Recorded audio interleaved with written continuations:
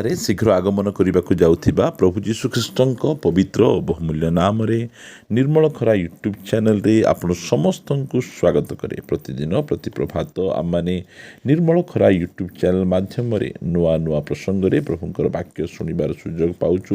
ପରମେଶ୍ୱର ପ୍ରତି ପ୍ରଭାତରେ ତାଙ୍କର ପବିତ୍ର ବାକ୍ୟ ମାଧ୍ୟମରେ ଆମମାନଙ୍କ ସହିତ କଥାବାର୍ତ୍ତା ହେଉଛନ୍ତି।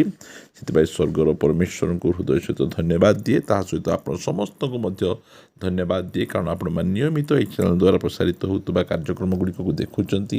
କେବଳ ଦେଖୁଛନ୍ତି ତାହା ନୁହେଁ, ଲାଇକ୍ ସେୟାର କମେଣ୍ଟସ୍ ଗୁଡ଼ିକ ଦ୍ୱାରା ଆପଣମାନେ ଆମମାନଙ୍କୁ ଅତ୍ୟଧିକ ପରିମାଣରେ ଉତ୍ସାହିତ କରୁଛନ୍ତି। ପ୍ରଭୁ ଆପଣ ସମସ୍ତଙ୍କୁ ପ୍ରଚୁର ପରିମାଣରେ ଆଶୀର୍ବାଦ କରନ୍ତୁ। ଆସନ୍ତୁ ଆଜିର ପ୍ରସଙ୍ଗ ନିକଟକୁ ଯିବା। ଆଜିର ପ୍ରସଙ୍ଗଟି ଏହି ପ୍ରକାର ଅଟେ, କଷ୍ଟର ରହସ୍ୟ। କଷ୍ଟର ରହସ୍ୟ।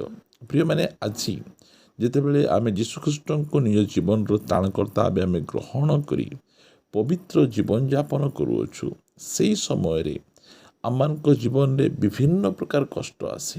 ଅନେକ ଜଣ ଅଛନ୍ତି ଯେଉଁମାନେ କି ଯୀଶୁଖ୍ରୀଷ୍ଟଙ୍କୁ ନିଜ ଜୀବନର ତ୍ରାଣକର୍ତ୍ତା ଭାବେ ଗ୍ରହଣ କରିଥିବାରୁ ସେମାନଙ୍କୁ ବର୍ଷ ବର୍ଷ ଧରି କାରାଗାର ଭିତରେ ସେମାନଙ୍କୁ ଫିଙ୍ଗି ଦିଆଯାଇଛି। ସେମାନେ ଅନେକ ପ୍ରାର୍ଥନା କରୁଛନ୍ତି, ହେଲେ ମଧ୍ୟ କୌଣସି ପ୍ରକାର ଉତ୍ତର ଆସୁନାହିଁ। କାରାଗାରରେ ସେମାନେ ପଡ଼ିକିନା ରହିଛନ୍ତି। ଅନେକ ଜଣ ଯୀଶୁଖ୍ରୀଷ୍ଟଙ୍କୁ ନିଜ ଜୀବନର ତ୍ରାଣକର୍ତ୍ତା ଭାବେ ଗ୍ରହଣ କରିଥିବାରୁ ସେମାନଙ୍କର ଚାକିରିରୁ ସେମାନଙ୍କୁ ବାହାର କରିଦିଆଯାଇଛି। ସେମାନଙ୍କ ପାଖରେ କୌଣସି ପ୍ରକାର କାମଧନ୍ଦା ନାହିଁ। ଆଗରେ ସେମାନେ ବହୁତ ଭଲ ଭାବରେ ଚଳୁଥିଲେ, ମାତ୍ର ଏବେ ନିଜ ପରିବାର ଚଳାଇବାର ମଧ୍ୟ କଷ୍ଟ ହେଉଛି। ଅନେକ ଜଣ ଯୀଶୁଖ୍ରୀଷ୍ଟଙ୍କୁ ନିଜ ଜୀବନର ତ୍ରାଣକର୍ତ୍ତା ଭାବେ ଗ୍ରହଣ କରିବାରୁ ଘରରୁ ତାଙ୍କୁ ବାହାର କରିଦେଲେ, ଘରରୁ ତାଙ୍କୁ ତୋଡ଼ିଦେଲେ। ସେମାନେ ଏବେ ବିଭିନ୍ନ ସ୍ଥାନମାନଙ୍କରେ ବହୁତ କଷ୍ଟରେ ସେମାନେ ରହୁଛନ୍ତି। ପ୍ରିୟମାନେ, ଯେତେବେଳେ ଏସବୁ ବିଷୟ ଗୁଡ଼ିକ ଦେଖାଯାଏ ଯେ ଏହି ଯେଉଁ କଷ୍ଟ ଗୁଡ଼ିକ ଆମମାନଙ୍କ ଜୀବନରେ ଘଟୁଛି, ଗୋଟିଏ ପରେ ଗୋଟିଏ କଷ୍ଟ ଗୁଡ଼ିକ ଆମମାନଙ୍କ ଜୀବନରେ ଆସୁଛି, ଆମେ ପ୍ରାର୍ଥନା ଆମେ କରୁଛୁ, ତାହାର କୌଣସି ପ୍ରକାର ଉତ୍ତର ମିଳୁନାହିଁ। ସେହି ସମୟରେ এই ଯେଉଁ କଷ୍ଟ କ'ଣ ପାଇଁ, ଏ କଷ୍ଟର ରହସ୍ୟ କ'ଣ ଆମେ ଜାଣିବାର ଆବଶ୍ୟକ ରହିଅଛି।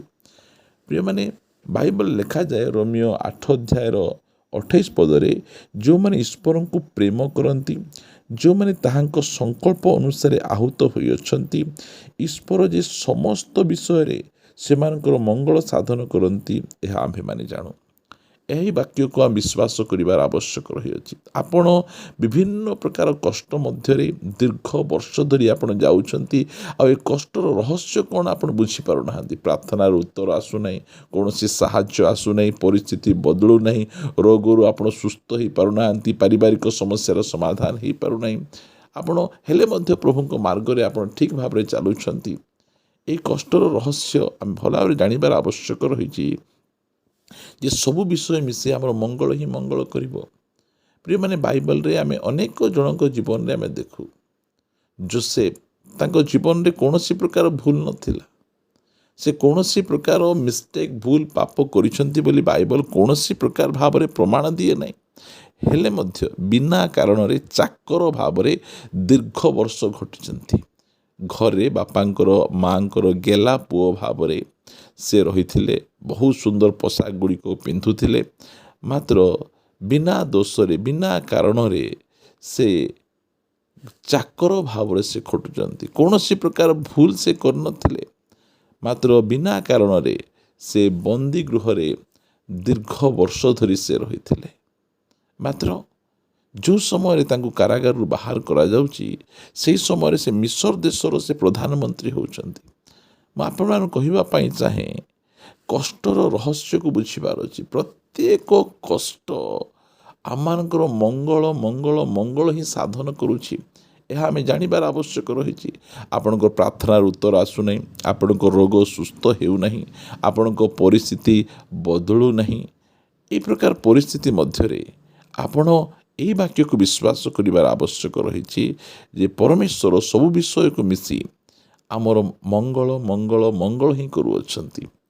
ପ୍ରିୟମାନେ, ପ୍ରଭୁ ଯୀଶୁଖ୍ରୀଷ୍ଟଙ୍କ ଜୀବନରେ ମଧ୍ୟ ଆପଣ ଦେଖିବେ, ଯେଉଁ ସମୟରେ ସେ କ୍ରୁଶ ଉପରକୁ ମୃତ୍ୟୁବରଣ କରିବା ପୂର୍ବରୁ ଗେତ୍ସେମନୀ ବଗିଚାରେ ପ୍ରାର୍ଥନା କରୁଥିଲେ, ପିତା, ଏହି ପାନ ପାତ୍ର ମୁଁ ପିଇପାରିବି ନାହିଁ, ଏଇଟା ପିଇବାଟା ମୋ ପାଇଁ ବହୁତ କଷ୍ଟକର ଅଟେ। ହେଇପାରେ ତ ପାନ ପାତ୍ରକୁ ଘୁଞ୍ଚାଇ ଦିଅ। ଘୁଞ୍ଚା ଗଲା ନାହିଁ, ପିଇବାକୁ ହିଁ ପଡ଼ିଲା ତାଙ୍କୁ। ସେ ପାନ ପାତ୍ରକୁ ପିଇଲେ, ପିଇକିନା ଗଲେ। କ୍ରୁଶ ଉପରେ ମଧ୍ୟ ସେ ସବୁ କଥା ତାଙ୍କର ଜୀବନର ପ୍ରତ୍ୟେକ ସମୟରେ ଏ ପ୍ରକାର କୌଣସି ଗୋଟିଏ କଥା ମଧ୍ୟ ପିତା ଈଶ୍ୱରଙ୍କର ସେ ଅମାନ୍ୟ କରିନାହାନ୍ତି। ପ୍ରତ୍ୟେକ କଥାକୁ ସେ ମାନିଛନ୍ତି। ଆଉ ସେଇ ସମୟରେ ସେ କ୍ରୁଶ ଉପରେ ସେ ପ୍ରାର୍ଥନା କରୁଛନ୍ତି, ହେ ଈଶ୍ୱର ତୁମେ ମୋତେ କାହିଁକି ପରିତ୍ୟାଗ କରିଦେଲ, ମୋତେ କାହିଁକି ଛାଡ଼ିଦେଲ? ସେ ପ୍ରାର୍ଥନାର ଉତ୍ତର ଆଜି ଯାଏ ମଧ୍ୟ ଆସିନାହିଁ। ଆମେ ବାଇବଲରେ ଦେଖିପାରୁନୁ ସେ ପ୍ରାର୍ଥନାର ଉତ୍ତର ଆସିବାଟା। ଯୀଶୁଖ୍ରୀଷ୍ଟଙ୍କୁ ଲୋକମାନେ ଶେଷ ଥର କ୍ରୁଶ ଉପରେ ଦେଖୁଛନ୍ତି କେମିତି?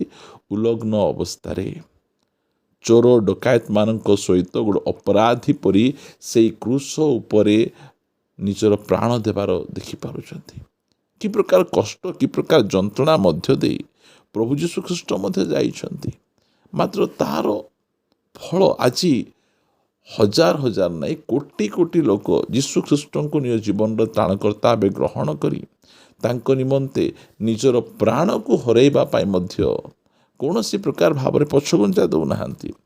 ପ୍ରିୟ ପ୍ରଭୁଙ୍କ ଲୋକମାନେ, କଷ୍ଟର ରହସ୍ୟକୁ ଆମେ ଜାଣିବାର ଆବଶ୍ୟକ ରହିଅଛି। ଯେଉଁ ସମୟରେ ପୁରାତନ ନିୟମରେ ଆମେ ଦେଖୁ ସଦ୍ରକ ମେଷକ ଅବେଦନେଗୋକୁ ଯେତେବେଳେ ଅଗ୍ନିକୁଣ୍ଡରେ ଫିଙ୍ଗାଗଲା, ସେହି ସମୟରେ ଅଗ୍ନି ତାଙ୍କୁ ପୋଡ଼ିଲା ନାହିଁ। ମାତ୍ର ନୂତନ ନିୟମର ସାଧୁମାନଙ୍କୁ ମଶାଲ ପରି ସେମାନଙ୍କୁ କାଠରେ ପିଚୁ ଲଗେଇ ସେମାନଙ୍କୁ ଜିଅନ୍ତା ଜିଅନ୍ତା ଜାଳି ଦିଆଗଲା। ଅଗ୍ନିରୁ ରକ୍ଷା କରିବା ପାଇଁ କିଏ ଆସିଲା ନାହିଁ। ପୁରାତନ ନିୟମରେ ଦାନିଏଲକୁ ପରମେଶ୍ୱର ସିଂହମାନଙ୍କର ଗର୍ତ୍ତରୁ ଉଦ୍ଧାର କଲେ। ମାତ୍ର ଏହି ନୂତନ ନିୟମରେ ସିଂହମାନେ ଲୋକମାନଙ୍କୁ ଖାଇଦେଲେ, ବିଶ୍ୱାସୀମାନଙ୍କୁ ଖାଇଦେଲେ, କିଏ ଉଦ୍ଧାର କଲେ ନାହିଁ। କାହିଁକି? କାରଣ ପୁରାତନ ନିୟମର ବିଶ୍ୱାସ ଠାରୁ ନୂତନ ନିୟମର ବିଶ୍ୱାସ ଉଚ୍ଚ କୋଟିର ଅଟେ। ପ୍ରିୟମାନେ, ଆଜି ଆପଣ ଯେଉଁ କଷ୍ଟ ଦେଇ ଯାଉଛନ୍ତି ତାହାର ରହସ୍ୟକୁ ଆପଣ ବୁଝି ନ ପାରିଲେ ମଧ୍ୟ ରୋମିଓ 8:28କୁ ବୁଝିବାର ଆବଶ୍ୟକ ରହିଛି। କଷ୍ଟର ରହସ୍ୟ କ'ଣ? ସବୁ ବିଷୟ ମିଶି ଆମର ମଙ୍ଗଳ ହିଁ ସାଧନ କରିବ। ସେଥିପାଇଁ ଆପଣ ଯେଉଁ ପ୍ରକାର ପରିସ୍ଥିତି ମଧ୍ୟରେ ଯାଉଛନ୍ତି, ଆପଣ ଧାର୍ମିକ ପବିତ୍ର ଜୀବନଯାପନ କରୁଛନ୍ତି, ରେଗୁଲାର ଆପଣ ଦଶମାଂଶ ଦେଉଛନ୍ତି, ହେଲେ ମଧ୍ୟ ଆପଣଙ୍କ ଆର୍ଥିକ ପରିସ୍ଥିତି ବଦଳୁନାହିଁ। ଆପଣ ରେଗୁଲାର ଉପବାସ କରୁଛନ୍ତି, ମାତ୍ର ପାରିବାରିକ ଜୀବନର ଅଶାନ୍ତି ଯାଉନାହିଁ। ଏହାର ଅର୍ଥ ନାହିଁ ଯେ ଯିବ ନାହିଁ, ଯିବ।